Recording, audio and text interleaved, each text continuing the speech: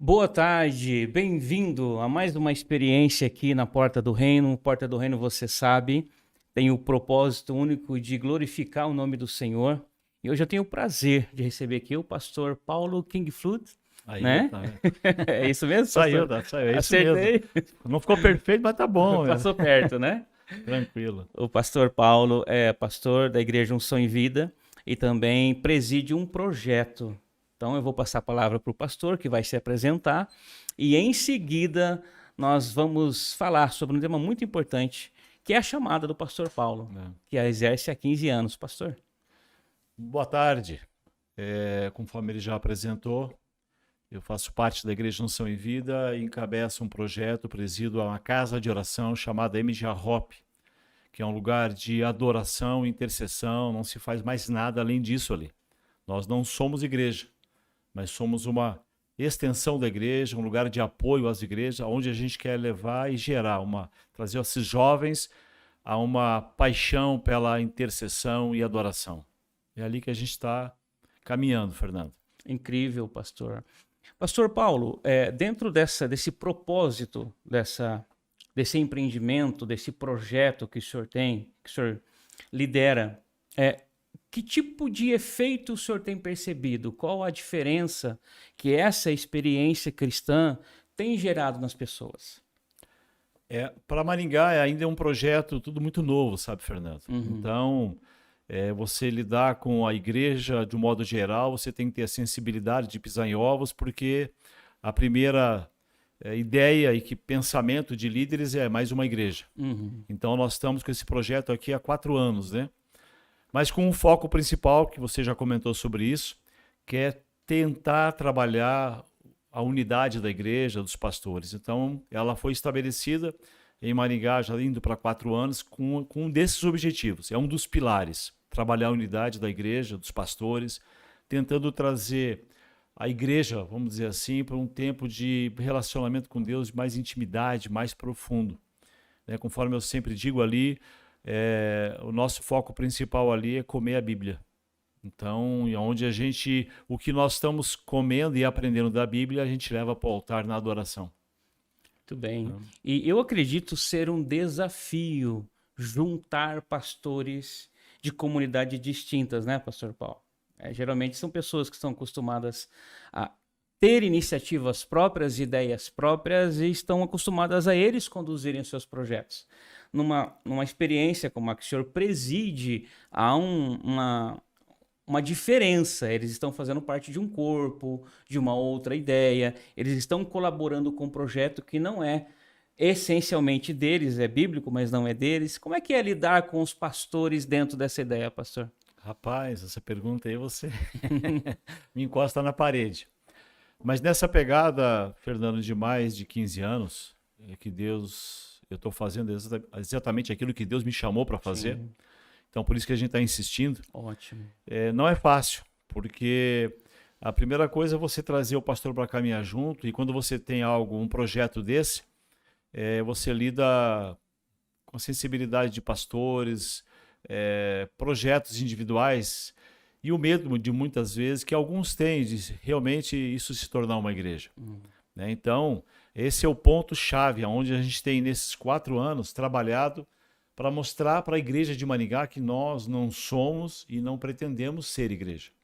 O que a gente tem como sonho é realmente trazer a igreja para caminhar junto nesse projeto de unidade, de estabelecer o reino, onde a adoração abre o céu sobre a nossa cidade. Então, essa é a ideia. Mas lidar com esse público não é fácil. Eu sempre costumo dizer, sabe, Fernando, às vezes é até uma questão de agenda. A gente não tem espaço, os pastores estão sobrecarregados com a igreja, pós-pandemia, então a coisa ficou muito delicada.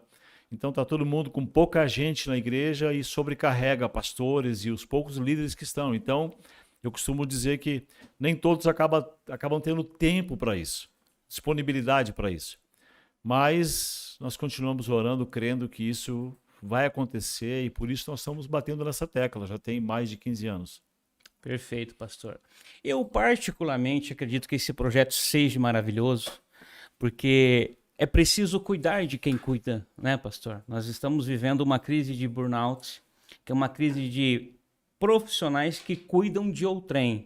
Por exemplo, médicos, enfermeiros, terapeutas, psicólogos, pastores, padres.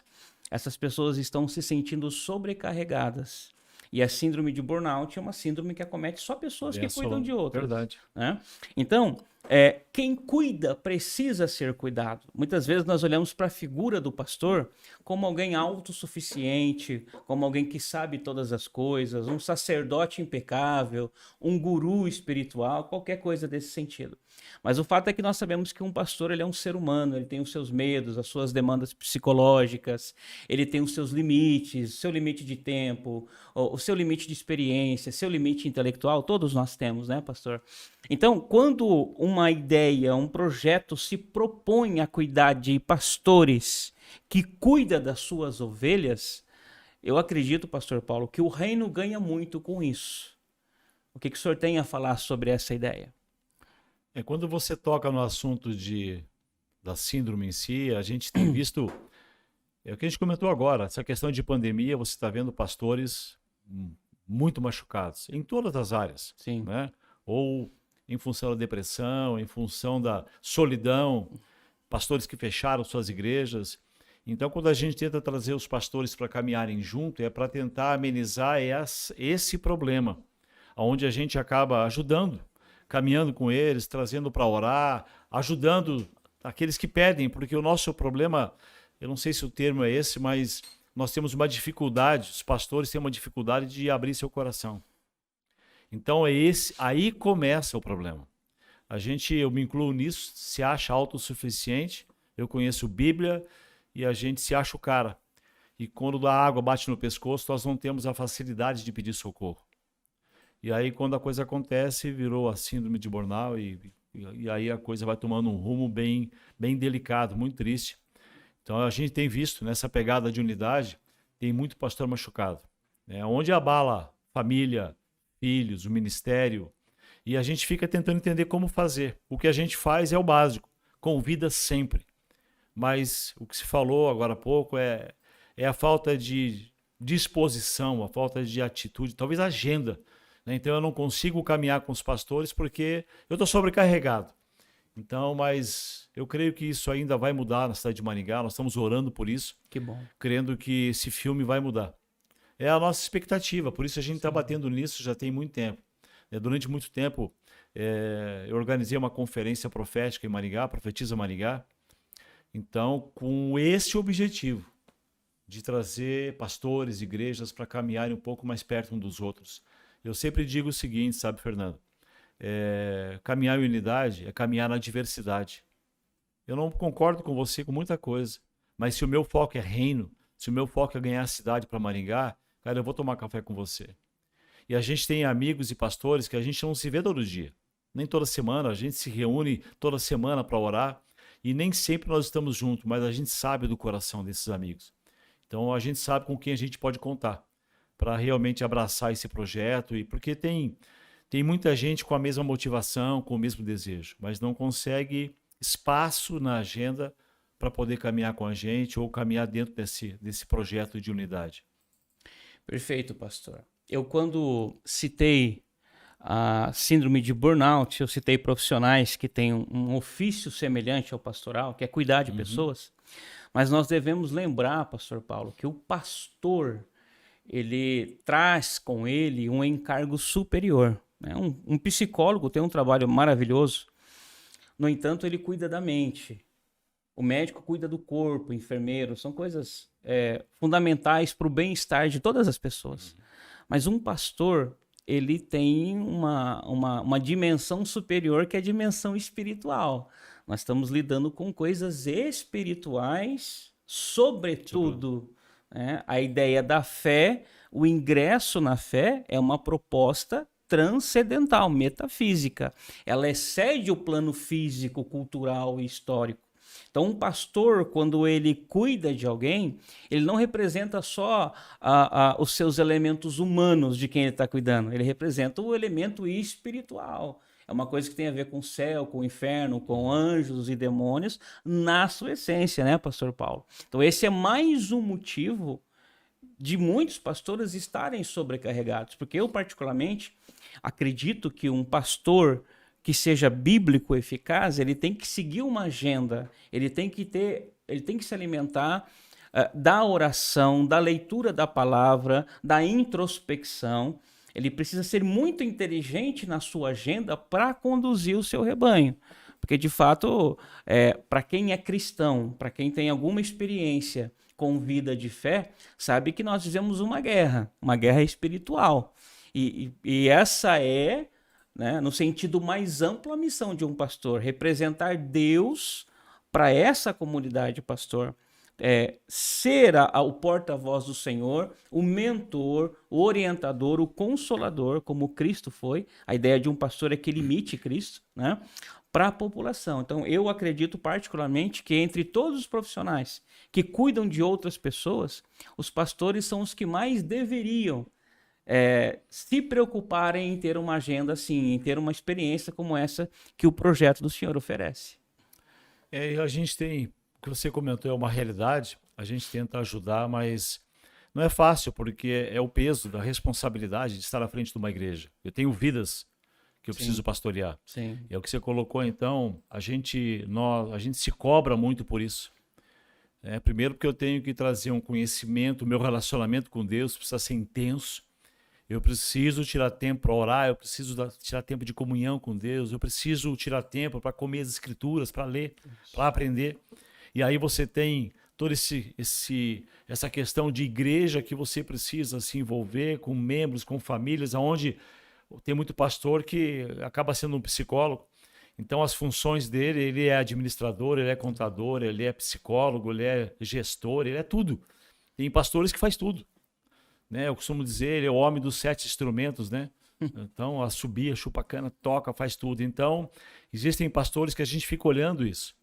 E a gente acaba respeitando e entendendo, porque é o peso, é a responsabilidade, aonde a depressão vem, e nós estamos vendo isso de forma absurda no nosso meio. Né? O índice de depressão no meio pastoral cresceu muito, em função de tudo que nós passamos, né? Esses últimos 2 anos. Que balançou a estrutura de muitos pastores, de famílias, filhos de pastores, onde a gente tenta entrar para ajudá-los, tentando mostrar um caminho, quem sabe pode diminuir esse problema, né? Amenizar essa dor, porque não é fácil. A gente tem acompanhado vários, alguns que a gente tem inclusive, que ama ele de paixão, joga a bola com a gente, se esforça de forma sobrenatural para estar conosco, mas sofre com essa síndrome. Então, e ele é um dos inúmeros outros que nós conhecemos. Mas é consequência disso, de você estar sozinho. A solidão, muitas vezes, leva colegas nossos, pastores nossos, a passar por essa situação delicada, porque, entendeu? Não tem onde encostar. E, às vezes, eu vou usar uma linguagem muito comum no nosso meio, eu não me abro porque, de repente, o Maringá inteiro vai ficar sabendo. Eu não confio, eu não tenho relacionamento com colegas e pastores para fazer o que nós estamos fazendo eu e você, poder rasgar coração, né? Expor as minhas deficiências, meus problemas, minhas dificuldades. A gente segue carreira solo e lá na frente isso aí vai pipocar. É difícil. E aqui o que o pastor Paulo está dizendo é algo muito interessante, muito delicado. A ideia da autossuficiência, a ideia de preservar reputação, de ter uma carreira ilibada, pode ser grande sabotador da minha saúde mental, né, pastor? Eu Com posso certeza. pagar um preço muito alto em função desse orgulho, desse receio, dessa ideia absurda de que eu sou acima da média, e de que eu não tenho fraquezas humanas. Um pastor não é um anjo, ele é só um pastor. Ele não é um morador celestiano, né? Ele é um homem. Então, ele precisa, um ser humano, ele precisa de ajuda, precisa de apoio. E se ele se furtar da experiência terapêutica da comunhão, da oração, da conversa, os danos podem ser irreparáveis, né? Pastor, nós sabemos que o chamado pastoral é um chamado. A Bíblia fala de chamado uns para profeta, outros para mestres, outro para presbítero, outro para diácono, enfim. Paulo esclarece muito bem isso nas cartas de Coríntios. Tá? Eu, na minha experiência, eu percebi que algumas pessoas que estavam no cargo de pastor, isso dentro de uma interpretação minha, não tinham de fato chamada para pastor.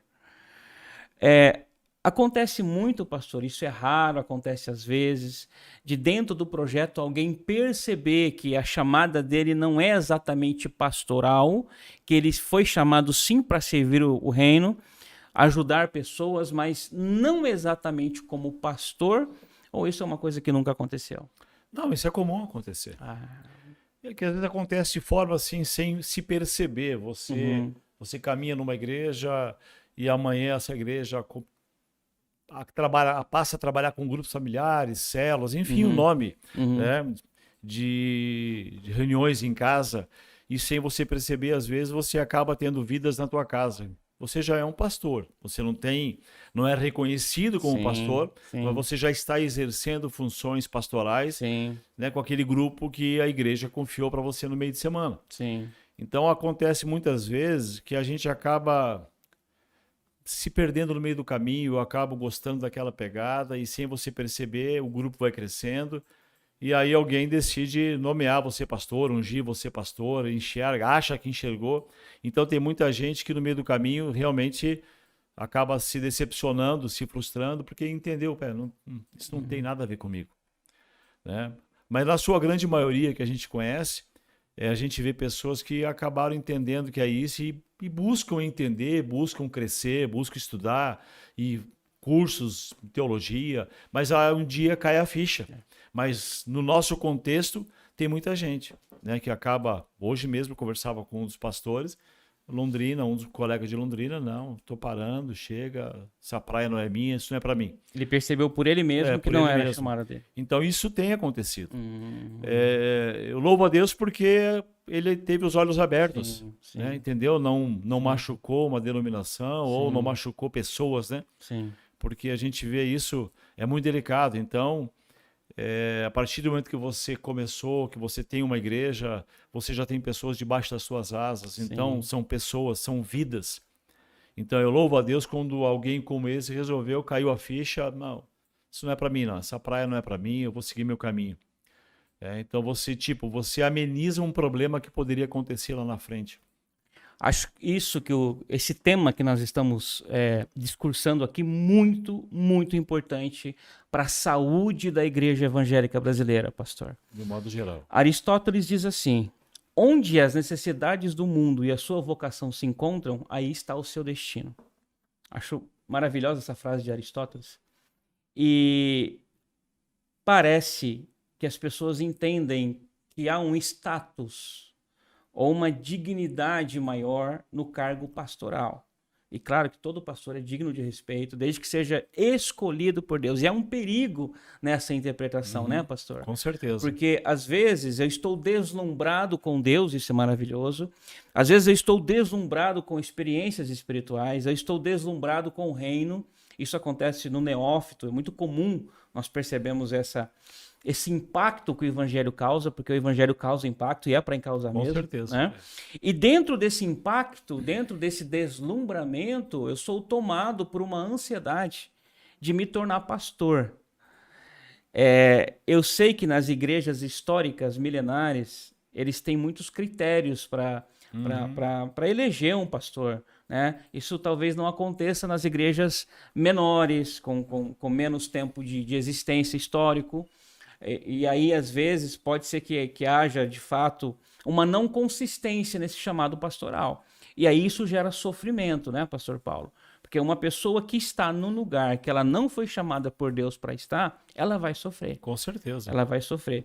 O que o senhor considera fundamental para alguém que, por exemplo, de repente que nos ouve, que está com o dilema ou com a ideia de se tornar um pastor, que conselho o senhor daria para essa pessoa que de repente pode ser mesmo o chamado dele? A gente sabe que o corpo de Cristo não gangrena, ele sempre vai levantar pastores, graças a Deus. Os nossos púlpitos jamais ficarão vazios, porque quem cuida da igreja é Cristo, né? Mas que não é todos que são chamados para pastores. Alguns são chamados para diáconos, professores de escola dominical, outros são chamados para líderes de células, outros para ministros de louvor. E esses cargos são tão importantes quanto o cargo pastoral, porque um pastor sozinho não consegue gestar uma igreja, né, pastor Paulo? O que o senhor diria para quem nos ouve hoje, que está entendendo esse chamado, que conselho o senhor daria para essa pessoa? Fernando, é muito amplo, né? A tua pergunta, a gente tem várias frentes para se pensar. Mas o primeiro detalhe é o seguinte: se eu acho que eu tenho essa vocação, eu tinha que, no mínimo, eu devo ter um pastor sobre a minha vida. Isso. Né? Se eu imagino que eu estou numa igreja com essa, sendo despertado para essa proposta. A sugestão que eu dou é: encoste no seu líder, encoste no seu pastor. O primeiro passo é esse: eu preciso de alguém para cobrir a minha vida, para ser responsável por mim. O grande detalhe para mim na minha caminhada, sabe, Fernando, a chamada é essa: eu preciso ter alguém para dar satisfação. Perfeito. Esse é o ponto. Concordo. É alguém com quem a gente conversou sobre isso, é alguém em quem eu confio para poder aprender. Ótimo. Esse é um começo, porque se eu imagino, pegando o teu gancho, então eu tenho a vontade de ser pastor. Primeira fase, eu estou em algum lugar, eu estou numa igreja, então eu busco um líder, busco o meu pastor, encosto nele, vou aprender, vou caminhar com ele. Até para que ele não se frustre lá na frente, para ele ver os bastidores, né, de um pastor. Né? Como é a casa de um pastor, família, porque não é fácil. Então, a primeira coisa é, cara, encosta no teu líder, vai caminhar com o teu pastor, vai aprender com ele, busque alguém para te trazer esse mentoreamento. Eu costumo trabalhar muito em cima de Efésios 4:11, que lá diz que Deus escolheu um para apóstolos, profetas, mestres, evangelistas e pastores. Então, a ideia é essa, sabe, é que as pessoas, todos têm chamado. Agora, onde eu me enquadro? É o que você falou. Às vezes eu costumo dizer, sabe, Fernando, eu não preciso ser pastor para ser relevante. Todos os ministérios são importantes. Verdade. Basta fazer por amor. Verdade. Eu estou fazendo isso para quem? Essa é a pergunta que nós precisamos responder. Porque se eu estou fazendo isso para Jesus, acabou. Teu ministério vai romper. Entendeu? Ninguém segura. A gente sempre bate, e na casa de oração a gente fala muito sobre isso. Você tá vindo aqui para quê tocar? Se você está vindo por minha causa, cara, não vem. Sim. Se a motivação for Jesus, vai romper. O ministério dessa pessoa vai romper. Se vai ser pastor, se vai ser mestre, diácono, presbítero, onde ele vai entrar na igreja, ele vai romper. E ele vai ser essa pessoa, se você estiver me assistindo, seja na área que for, você vai ser uma peça extremamente relevante dentro da igreja no qual você faz parte. E se Deus te chamar, porque a gente vê muito disso, Deus me chamou para começar uma igreja. Na mesma forma, cara, busque alguém para te ajudar. É porque a gente corre, o que a gente já falou aqui, a gente corre o risco de se achar autossuficiente. Tem muita gente em Maringá que pode ajudar essa pessoa, pode te ajudar. Seja na escola, seja mentoreando, seja orando. Existem cursos de teologia em Maringá hoje surpreendentes. Então, você tem ferramentas para buscar conhecimento, crescimento e entendimento. Claro que a gente falou sobre isso. Às vezes, na minha motivação, na minha empolgação, eu acabo sendo enganado pelo meu coração. Exatamente. Não era para estar onde eu estou. Entendeu? Mas o grande dilema é o seguinte: Deus falou, então, cara, acabou. É o que eu estou fazendo já tem mais de 15 anos, trabalhando em unidade. Bacana. Porque Deus foi claro, esse é o teu chamado. E nós estamos insistindo. Comendo o João 17:23, que fala sobre isso. Que sejam perfeitos em unidade, porque a partir daí todos saberão que você me enviou. Maravilha. Jesus falando. Essa é a palavra rema da minha vida, do meu ministério. Que bênção, que bênção. O que o pastor Paulo está elucidando aqui é muito importante, porque eu particularmente, pastor Paulo, já vi muita gente se machucar com essa história. Eu também. Muita gente se machucar. E aí perdeu tempo, perdeu recurso, perdeu forças numa chamada que não era dele. Né? E aí machucou não só ele, mas ovelhas. Um monte de gente. O que a gente falou, são vidas, são vidas que estão ali. Quando Deus chama alguém para pastor, essa pessoa tem que saber que é muita responsabilidade. Uma outra coisa interessante também, pastor, é que quando eu sentir o meu coração arder por um chamado pastoral, que eu me pergunte qual a motivação. Esse é o ponto. Né? Sondar o meu próprio coração. O que eu quero com isso? O que que isso vai representar para mim? O que que eu estou buscando? O que vai me O acrescentar? que que vai me acrescentar? Porque um pastor, ele é um guerreiro. Ele vai abrir uma milícia contra o inferno, contra o sistema, Com certeza, o nível contra de o conflito é costume. pesado. Exatamente. É um general, né, pastor? É. Um pastor é um general do ponto de vista da milícia, da batalha. Para quem lê a Bíblia, sabe o que Paulo passou no seu ministério apostólico, né? O que os grandes homens de Deus passaram. Então, é muita coisa que está em jogo num chamado pastoral. No entanto, o chamado pastoral é uma coisa maravilhosa. Eu tive, pastor Paulo, o meu ministério, a minha vida de fé, muito apoio de pastores. E eu glorifico a Deus por haver pastores. Glória a né? Deus. Por haver homens de Deus que estão centrados, que estão com bases bíblicas, que estão em comunhão com Deus, que estão no centro da vontade de Deus. Né? E essas pessoas, elas foram relevantes na minha vida e na vida de muita gente. Eu fico imaginando o que seria do mundo sem a igreja, sem os pastores, né? A igreja cuida do mundo espiritual das pessoas, da mente das pessoas, da sociabilidade das pessoas, da educação das pessoas. Então a igreja é grande, a formação, a igreja é a grande expressão de Deus no mundo. Nós somos o povo escolhido de Deus. Então, eu sinto muita alegria em saber que há vida no corpo pastoral, sabe, pastor? Que há vida, que há projetos como esse que o senhor encabeça, que há ideias, que há voluntariedade, que o coração bate para cuidar do quê? Da noiva de Cristo, do corpo de Cristo, daquilo que é a instituição mais importante do mundo. Mais que escolas, mais que faculdades, mais que empresas, mais que corporações. Então, eu me alegro muito em saber, em conhecer o projeto do senhor, né, esse projeto maravilhoso que visa o quê? Cuidar de pastores, cuidar de quem cuida de gente. E você que é pastor, que por acaso esteja ouvindo, se esse tema tocou o teu coração, procure o pastor Paulo. Achei o projeto maravilhoso e tenho certeza que se muitos pastores soubessem desse projeto, talvez aderissem, né, pastor? Como é que é divulgado isso?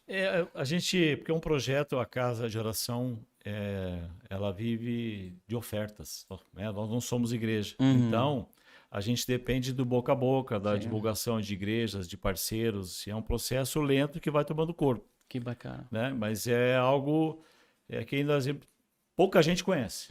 Né? Quando eu conheço muita gente, mas eu conheço muitos pastores. Mas nós temos um delay aí interessante, porque nem todo pastor sobe no púlpito e fala da casa de oração. Né? Então, os pastores conhecem. Então, como chegar num público? A gente vai dependendo de pessoas como você, de parceiros que vão divulgando e vão trabalhando em prol da casa.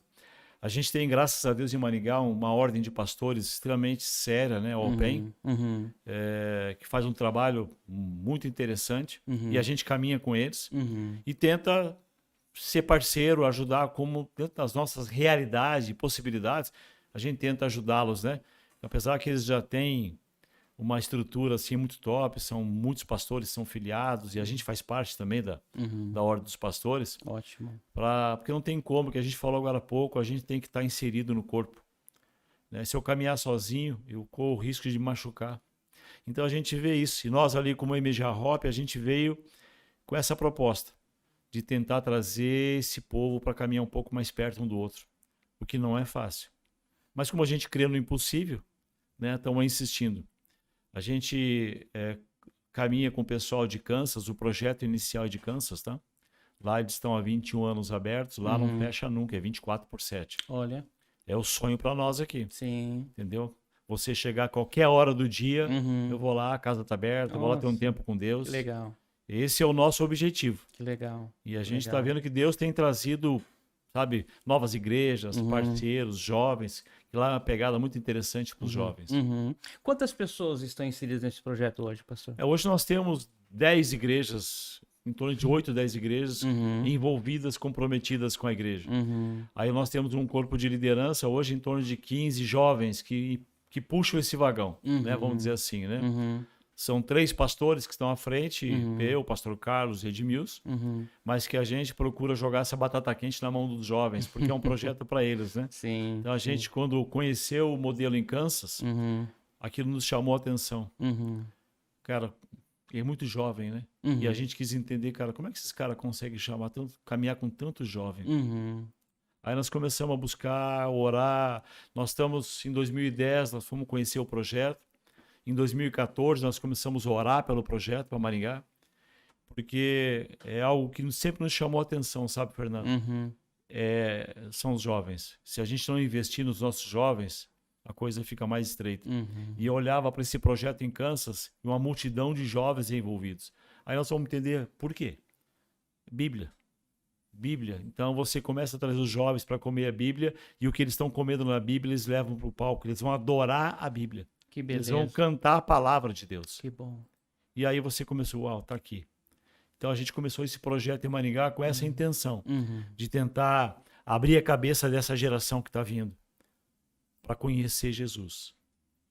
Porque a essência de quem está assistindo, de quem está no palco, está no púlpito ou não, a essência é uma só. Eu preciso conhecer a pessoa de Jesus Cristo.